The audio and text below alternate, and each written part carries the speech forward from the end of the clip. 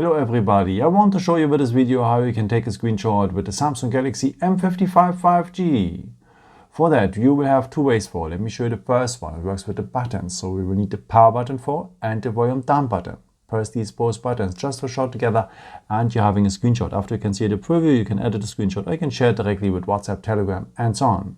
One more time, the power button and the volume down button just for short together and you're having a screenshot. If you tap now here the editing symbol, you have also the chance to draw something inside or to highlight something, or here at the corners you can crop a part of the screenshot, what is very useful if you want to capture maybe a picture from a website or something like this.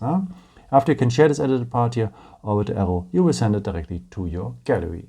But there's a pretty cool way to have a screenshot, and for that you will need the edge of your palm. So just swipe it across the screen and you're having a screenshot as well. So one more time, take the edge of your palm, swipe it across the screen and you're having a screenshot as well. Now where to find the screenshots after? Of course you're at the gallery, and here the pictures, your screenshots are mixed up with the photos and videos you have done with your camera. So this is why I recommend to you to always go to the albums, because the screenshots have here their own folder only for your screenshots. Yeah, I hope I could help you with this video and answer your question. And maybe if you want, you can leave me a nice comment or give me a thumbs up. That would be very helpful for my videos. Thank you so much for.